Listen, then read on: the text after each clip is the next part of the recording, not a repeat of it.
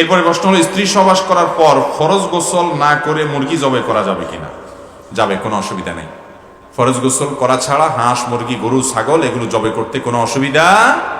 ফরজ গোসল দ্রুততার সাথে করে ফেলাই ভালো। কোনো কারণে যদি মনে হয় যে এখন গোসল করব না, নামাজের আরো বাকি আছে, 1 ঘন্টা 2 ঘন্টা আরো পরে করব, তাহলে আপনি এই ফাঁকে অন্যান্য কাজ করতে পারবেন, করলে গুনাহ হবে না। তবে উত্তম হলো ওযু করে নিয়ে তারপর অন্যান্য কাজ করা। যদি ওযু না করেও করেন তাতেও মুরগি খাওয়া হালাল হবে, জবে হালাল হয়ে যাবে, কোনো অসুবিধা হবে না। আমাদের দেশে মহিলাদের ব্যাপারে ফতোয়া দেওয়া হয় যে মহিলারা গোসল ফরজ হলে ঘরের কোনো কাজ করতে পারবে না, বাচ্চারা দুধ খাওয়াতে পারবে না। বোগাস কথা, ভিত্তিহীন কথা। এটা মহিলার পুরুষের জন্য আলাদা কোনো পার্থক্য। গোসল ফরজ হলে দেরি না করে তাড়াতাড়ি গোসল করে ফেলা উত্তম, মহিলার জন্য পুরুষের জন্য সমান কথা। যদি কোনো কারণে দেরি করতে হয় তাহলে আপনি গোসল ফরজ হয়েছে রাত 10টা, 11টা, 12টা, 1টা, ফজর নামাজ এখনো বাকি আছে, আপনি ফজরের আগে গোসল করতে চাচ্ছেন, চলবে, অসুবিধা নেই, ফজরের আগে তো করতেই হবে। তো আপনি এই সময়টা ঘুমাইতে চাচ্ছেন, ওযু করে ঘুমান, এটা উত্তম। যদি ওযু করা ছাড়াও গুনাহ হবে না, এটা জাস্ট উত্তম অনুত্তমের ব্যাপার। অতএব মুরগি জবে করলে সে মুরগি খাওয়া হালাল হবে, হাঁস জবা করতে পারেন, তাতে জবে হয়ে যাবে, কোনো অসুবিধা নাই।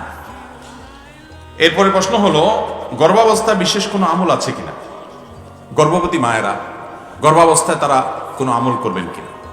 এর উত্তর হলো যে সুনির্দিষ্ট করে গর্ভবতী মায়ের জন্য এই আমল, এই দোয়া, এই সূরা, আলাদা আলাদা বিভিন্ন জিকিরের কথা কোরআন হাদিসে বলা হয়েছে, এরকম কোনো সুনির্দিষ্ট জিকির বা দোয়া নাই। তবে এটা ঠিক যে অভিজ্ঞতা দ্বারা প্রমাণিত, তাজরিবা দ্বারা প্রমাণিত যে গর্ভাবস্থায় মায়েরা তাদের গর্ভস্থ সন্তান যাতে নেক হয়, ভালো হয়, গর্ভাবস্থায় তারা যে নেকামলগুলো করে এর একটা প্রভাব সন্তানের উপরে অনেক সময় পড়ে।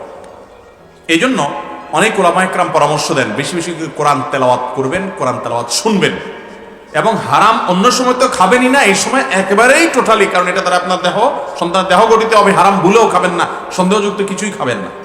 সেই সাথে আল্লাহ যেন সন্তানটাকে নেক বানান, চোখের পানে ফেলে দোয়া করবেন, আল্লাহ আমার অনাগত সন্তানটাকে আপনি নেক বানান, ভালো মানুষ বানান। এই যুগে কোটিপতি হওয়া, কোটি কোটি টাকা বানানো এত কঠিন না, নিজের সন্তানটাকে মানুষ বানানো যত কঠিন।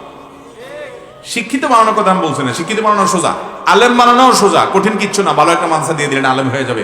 মানুষ হওয়া, মুত্তাকি হওয়া, ইমানদার হওয়া, আল্লাহ বিরু হওয়া, এটা সবচেয়ে কঠিন কাজ।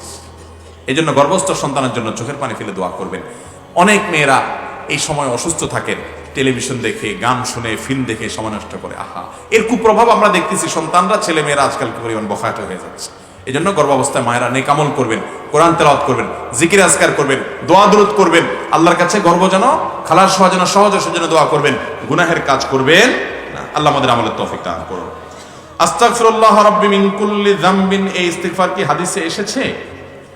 আস্তাগফিরুল্লাহ রাব্বি মিন কুল্লি যামবি ওয়া আতুবু ইলাইহি, এরকম এই ইস্তিগফারটার অর্থের মধ্যে খারাপ কিছু নাই, এটা পড়া যাবে। কিন্তু হাদিসে ইস্তিগফারটা এভাবে বর্ণিত হয়েছে বলে আমার জানা নাই কোনো বিশুদ্ধ হাদিসে। তবে বিশুদ্ধ হাদিসে যেটা আছে সেটা হলো আস্তাগফিরুল্লাহাল্লাযী লা ইলাহা ইল্লা হুয়াল হাইয়ুল কাইয়্যুম ওয়া আতুবু ইলাইহি, এটা হাদিসে বর্ণিত আছে। আর একটা ইস্তিগফার বর্ণিত আছে যেটা হলো সাইয়্যিদুল ইস্তিগফার, সকল ইস্তিগফারের মধ্যে সেরা ইস্তিগফার। সেটা কি? আল্লাহুম্মা আনতা রাব্বি লা ইলাহা ইল্লা আনতা, আল্লাহ আপনি আমার রব, আপনি ছাড়া সত্যিকারের কোনো মাবুদ নাই। খালাকতানি, আপনি আমাকে সৃষ্টি করেছেন। ওয়া আনা আবুদুকা, আমি আপনার গোলাম। ওয়া আনা আলা আহদিকা ওয়া ওয়াদিকা মাস্তাতাতু, আমি আপনার ওয়াদা, আপনার অঙ্গীকারের উপরে যতটুকু পারতেছি আমি চলার চেষ্টা করতেছি।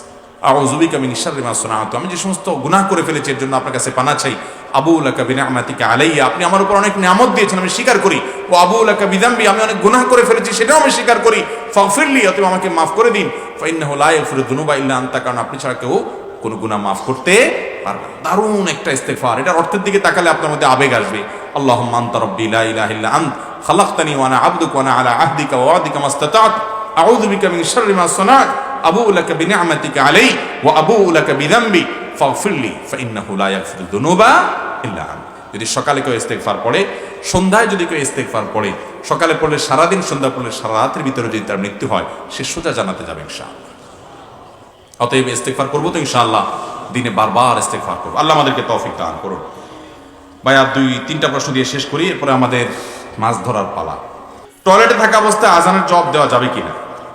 না, টয়লেটে থাকা অবস্থায় আজানের জবাব দিবেন না, কারণ টয়লেট নোংরা জায়গা, নাপাক জায়গা। নাপাক জায়গায় আল্লাহর নাম উচ্চারণ করা মাকরুহ, অপছন্দনীয়, এটা আল্লাহর শানের খেলাফ যে অপবিত্র জায়গায় আল্লাহর নাম নিবেন আল্লাহর নাম পবিত্র জায়গা নিবেন। সেজন্য টয়লেটে আজানের জবাব দেওয়া যাবে, মনে মনে জবাব দিতে পারেন মুখে উচ্চারণ করা ছাড়া। কথা কি বুঝতে পারছি?